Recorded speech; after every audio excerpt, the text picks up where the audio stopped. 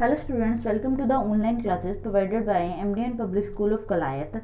मैं मनीषा धीमान आप लोगों को 6th क्लास के लिए इंग्लिश ग्रामर पढ़ा रही हूँ। और जैसा कि बच्चों आप लोगों को पता है कि हम हमारा फर्स्ट चैप्टर कंप्लीट कर चुके हैं, तो बच्चा आप क्या करोगे, वो अपना जो फर्स्ट चैप्टर है आपके होमवर्क में मैंने सीक्वेंस में लिखने के लिए बोला था आपको। जो आप क्वेश्चन आंसर है वो पहले लिखेंगे, जो मैंने 4 आपको करवाए हुए हैं, 4 डेफिनेशंस करवाई हुई हैं सेंटेंस की। और उसके बाद आप क्या करेंगे, उसके बाद आप 1 to 6 एक्सरसाइज अपनी पेयर नोटबुक में ही करेंगे बच्चा, ठीक है। क्योंकि आपकी जो बुक है उसके अंदर इतना स्पेस नहीं है अभी कि आप उसके अंदर क्या है उसको कर सकें। और हम हमारा सेकेंड चैप्टर जो था वो स्टार्ट कर चुके थे। हमारा second chapter subject and predicate था, और सब्जेक्ट एंड प्रेडिकेट हम लोग स्टार्ट कर चुके थे। और जहाँ तक मैंने बताया था ये हम सारा पढ़ चुके थे कि सब्जेक्ट और प्रेडिकेट होता क्या है। हम अब इसको ये पढ़ रहे थे कि जो सब्जेक्ट और प्रेडिकेट है वो इम्पेरेटिव सेंटेंस में, और साथ के साथ हमारे जो इंटेरोगेटिव सेंटेंस है उसके साथ ये जो है हमारे सब्जेक्ट और प्रेडिकेट कैसे कैसे होते हैं इन दोनों सेंटेंसेस के अंदर। तो बच्चा सबसे पहले हम इसको पढ़ने से पहले मैं आपको बता दूं कि अगर आपने लास्ट वीडियो नहीं देखी है सब्जेक्ट प्रेडिकेट की, तो उसका लिंक जो है वो डिस्क्रिप्शन बॉक्स के अंदर है। आप वहां से जाकर वो लिंक पे जब क्लिक करेंगे आप लास्ट टू लास्ट वीडियो पे पहुंचे जाएंगे, क्योंकि मैंने अपनी हर वीडियो के अंदर एक जो है लिंक प्रोवाइड करवाया हुआ है लास्ट वीडियो का, यानी लास्ट लेक्चर का। तो आप फर्स्ट लेक्चर तक ईजिली पहुँच सकते हैं, ठीक है। उसके बाद बच्चा मैंने फेयर नोटबुक प्रिपेयर करने के लिए कुछ इंस्ट्रक्शंस दी थी। इसी यूट्यूब एमडीएन एजुकेशन टुडे वाला जो आपका ये चैनल है, इसी के ऊपर आप लोगों के लिए मैंने एक वीडियो डाली हुई है कि फेयर नोटबुक कैसे प्रिपेयर करनी है। और उस वीडियो के डिस्क्रिप्शन बॉक्स में मैंने लिखा हुआ है कि आपने क्या क्या अपनी नोटबुक के अंदर लिखना है। जैसे फॉर एग्जांपल आप लोगों ने डेट, डे, चैप्टर नेम, ये एक्सेट्रा जो भी मेंशन करना है वो सब कुछ दिया हुआ है, ठीक है। और थर्ड चीज़ बच्चा, अगर किसी बच्चे को कोई भी प्रॉब्लम है, कोई समझ नहीं आ रहा है, कोई टॉपिक समझ नहीं आया है, कुछ भी एनीथिंग एल्स, तो आप क्या कर सकते हैं, आप नीचे कमेंट बॉक्स में कमेंट कर दीजिए। मैं आपके कमेंट का रिप्लाई ज़रूर करूँगी। कोई प्रॉब्लम अगर ऐसी है जो फॉर एग्जांपल आपको कोई मीनिंग समझ नहीं आया या सेंटेंस का कोई डेफिनेशन नहीं आई समझ, मैं आपको यहीं पे दोबारा समझा दूँगी, ठीक है। तो लेट्स स्टार्ट स्टूडेंट्स। हम लोग क्या पढ़ चुके थे, हम पढ़ चुके थे सब्जेक्ट और प्रेडिकेट। अब सब्जेक्ट और प्रेडिकेट के अंदर क्या होता है, नॉर्मल सिर्फ सब्जेक्ट और प्रेडिकेट नहीं होते हैं। कई बार हमारे सेंटेंस हमने पढ़े कितने टाइप के होते हैं, कितने टाइप के होते हैं बच्चों, 4 टाइप के। 4 टाइप के। अब उन 4 टाइप में से एक तो नॉर्मल है, जो स्टेटमेंट्स है हमारी नॉर्मल है, जो में कोई प्रॉब्लम्स नहीं होती उससे, ठीक है। एक हमारा होता है इम्पेरेटिव सेंटेंस। इम्पेरेटिव यानी कौन से वाला, जिसमें कमांड एडवाइस दी जाती है। इंटेरोगेटिव होता है, और हमारा एक्सक्लेमेशन होता है। एक्सक्लेमेशन हमारा नॉर्मल है, ठीक है, उसके अंदर हमें कोई प्रॉब्लम नहीं आती सब्जेक्ट ढूंढने में। बट जो हमारा इम्पेरेटिव सेंटेंस है या फिर हमारा क्या होता है, हमारा इंटेरोगेटिव है, उसके अंदर हमें बहुत प्रॉब्लम आती है ढूंढने में। क्या ढूंढने में कि सब्जेक्ट क्या है और प्रेडिकेट क्या है। तो अब देखो, जो हमारा प्रेडिकेट है और सब्जेक्ट है वो इम्पेरेटिव सेंटेंस में कैसे काम करता है। अब इम्पेरेटिव सेंटेंस को हमें एक स्टेटमेंट के अंदर कन्वर्ट करना होगा। अब इम्पेरेटिव सेंटेंस कौन से होते हैं, जिसके अंदर हम क्या करते हैं, कोई कमांड देते हैं या फिर क्या करते हैं, कमांड है, कोई सजेशन है, एडवाइस है, ये करते हैं ना। तो वो सजेशन एडवाइस हम किसी थर्ड पर्सन को दे रहे होंगे। अब third person it means you, यानी तुम। मैं बोलती हूँ कि तुम खिड़की खोल दो, ठीक है, तुम खिड़की खोल दो, यू ओपन द विंडो, ठीक है। तो अब जरूरी थोड़ी है मैं उसको एकदम से ऑर्डर दे देती हूँ या एकदम से उसको रिक्वेस्ट करती हूँ प्लीज ओपन द विंडो। तो ये ऐसी बात थोड़ी है कि यू नहीं आएगा, सब्जेक्ट तो वही रहेगा क्योंकि काम तो उसी ने किया। तो यू विजिबल हो या ना हो, इट मीन्स यही होता है कि जो इम्पेरेटिव सेंटेंस है जिसमें कमांड दी जा रही, एडवाइस है, ऑर्डर है, उसके अंदर आपका सब्जेक्ट यू ही होगा, ठीक है। बट मैक्सिमम टाइम क्या होता है, it is not stated but always implied. ये जो आपका यू वाला फॉर्मूला है ये हमेशा इम्प्लाई नहीं करता। कभी कभी ऐसा हो जाता है कि सब्जेक्ट कुछ और भी आ जाता है। जब वो केसेस आएंगे तो हम उनको डिस्कस कर लेंगे। ठीक है, तो अब आप लोगों को समझ आ गया ना कि जो इम्पेरेटिव सेंटेंस होते हैं उनके अंदर हमारा कमांड और जो एडवाइस है, सजेशन है, वो किसी थर्ड पर्सन को दी जाती है, किसी और को दी जाती है, और उसे हम यू बोलते हैं। तो इसलिए काम जो पर्सन कर रहा है वो यू कर रहा है, तो हमारा सब्जेक्ट भी क्या हुआ, हमारा सब्जेक्ट भी यू हुआ। ठीक है, और जैसे कि आप लोगों को होमवर्क में जो भेजा जाता है वो क्वेश्चन आपने एज ए सीरीज वाइज करनी है। ध्यान रखें बच्चों, आप लोगों का ये वाला जो चैप्टर है इसकी एक्सरसाइज आप नोटबुक के अंदर नहीं करेंगे, इसकी एक्सरसाइज आप बुक के अंदर ही करेंगे, वर्क बुक के अंदर ही किया जाएगा। ओके, अब देखो नेक्स्ट आपका क्वेश्चन अराइज होता है जब क्वेश्चन मार्क हो आपके सेंटेंस पे, अब वहां पे सब्जेक्ट प्रेडिकेट कैसे ढूंढेंगे।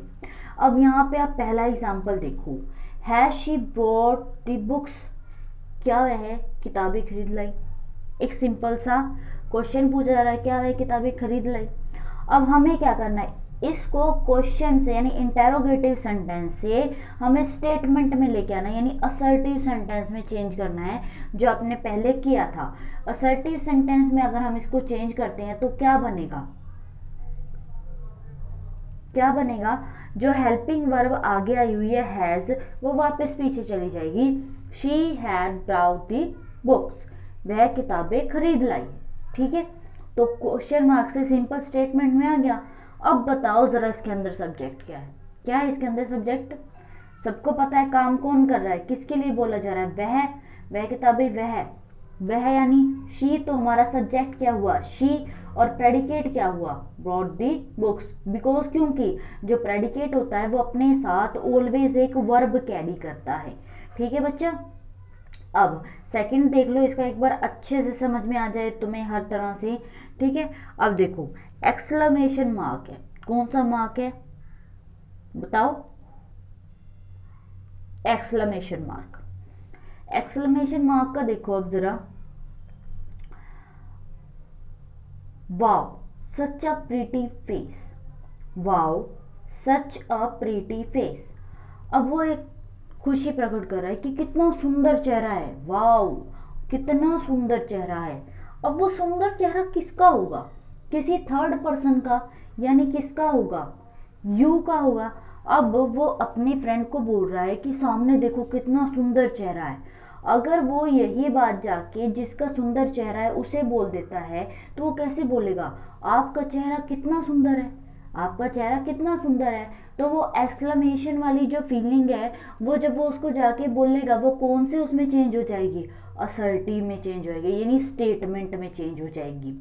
तो वो उसको जाके क्या बोल देगा, वो जाके ये तो नहीं बोलेगा wow such a pretty face, उसको जाके तो ये बोलेगा ना कि आपका जो चेहरा है वो कितना सुंदर है, यानी you have such a pretty face. तो अब बताओ बच्चों इसमें हमारा सब्जेक्ट क्या हुआ, क्या हुआ इसमें हमारा सब्जेक्ट, इसमें हमारा सब्जेक्ट क्या हुआ, यू हुआ। क्या हुआ हमारा सब्जेक्ट, यू हुआ।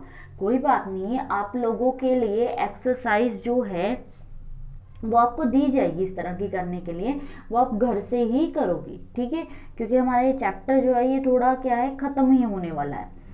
अब एक बात आप लोगों के पास सिमिलर निकल कर आ गई है, यानी पूरा टोटल चैप्टर से क्या सीखने को मिला हमें, हम इसे पेज से आज हमें क्या सीखने को मिला, हमें ये सीखा कि अगर कोई भी इम्पेरेटिव सेंटेंस है तो हमें क्या करना होगा, उस इम्पेरेटिव सेंटेंस के अंदर हमें पहले उसे सिंपल यानी एक्चुअल मीनिंग में लाना होगा, और इम्पेरेटिव सेंटेंस के अंदर जो सब्जेक्ट होता है वो हमेशा ही यू होता है। ओके बच्चा, दूसरी चीज अगर कोई क्वेश्चंस है,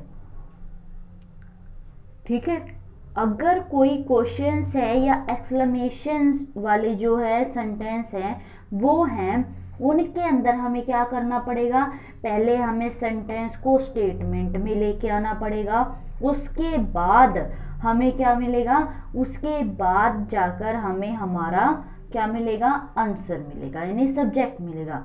अब यहाँ पे तो यू था, अब आप लोग सोचोगे मैम वहां पे भी यू था यहाँ पे भी यू आ गया, तो वो इम्पेरेटिव और एक्सक्लेमेशन में क्या फर्क हुआ।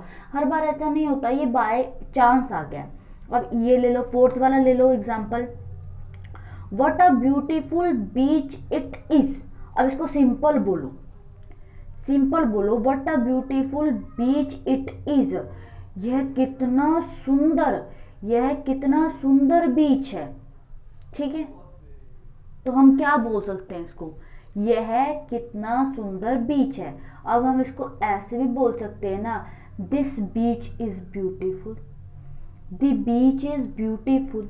ठीक है, यह बीच सुंदर है, बीच सुंदर है। दिस लगाओ, दी लगाओ, वो आप लोगों की मर्जी है। द बीच इज ब्यूटीफुल और दिस बीच इज ब्यूटीफुल। तो अब बीच आ गया, किसके बारे में बात हो रही है, किसके बारे में बात कर रहे हैं हम, बीच के बारे में। तो हमारा सब्जेक्ट क्या हुआ, कर्ता कौन है इसके अंदर, कर्ता हमारा कौन है इसके अंदर, बीच, यानी बीच के बारे में बात हो रही है। तो इसलिए बच्चों इंटेरोगेटिव या फिर एक्सक्लेमेटरी जो सेंटेंस होते हैं उन्हें हमें पहले रीराइट करना पड़ता है, कौन सी स्टेटमेंट में, सिंपल स्टेटमेंट में, यानी नॉर्मल स्टेटमेंट में, मीनिंगफुल में। उसके बाद हमें हमारा सब्जेक्ट मिलता है। अब आप लोगों का जो होमवर्क है वो ये रहेगा कि आप एक तो इसको क्वेश्चन में, ये जो हैं दोनों आपके हैं, इसको आप क्या करोगे, क्वेश्चन में पुट करोगे। उसके बाद ये जो एक्सरसाइज 1 है ये आपका होमवर्क रहेगा, आपको रफ नोटबुक में करनी है ये exercise. Encircle the subject in the following sentences. ये जो सेंटेंसेस हैं इनके अंदर आप लोगों को सब्जेक्ट पे सर्कल करना है। ध्यान रखना बच्चों, कुछ इसके अंदर असर्टिव भी हैं, कुछ एक्सक्लेमेशन मार्क वाले भी हैं, और साथ के साथ जो मैंने अभी आप लोगों को समझाया वो क्या है, कुछ इसमें क्वेश्चन मार्क वाले भी हैं। तो इसीलिए पहले इन्हें स्टेटमेंट में चेंज करोगे आप, उसके बाद आप ये एक्सरसाइज करोगे। ओके बच्चा, तो इसीलिए आज का आपका होमवर्क यही रहेगा, आप यही काम करेंगे। ओके, किसी बच्चे ने लास्ट वीडियो नहीं देखी, लिंक आपको कहाँ मिलेगा, डिस्क्रिप्शन बॉक्स के अंदर, आप वहां से देखेंगे। ठीक है, उसके बाद आप लोगों को अगर कोई प्रॉब्लम है कमेंट बॉक्स में कमेंट करें और मेरे से आप वहां से पूछ सकते हैं। ओके, थैंक यू बच्चों।